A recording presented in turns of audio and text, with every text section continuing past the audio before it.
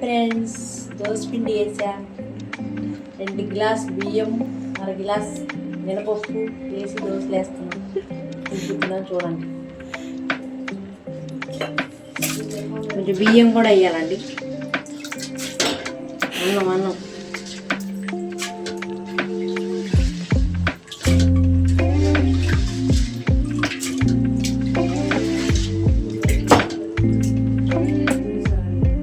ఇలా రుబ్బాలండి.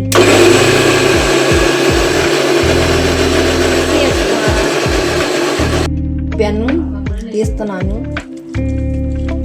ఇలా పెట్టేస్తాం.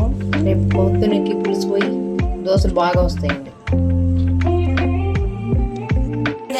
ఇంకే అడుగుతున్నాను ఇవాళ ఉంచేసాను. రేపు ఏమైనా కొత్తగా వస్తే పెడతాం.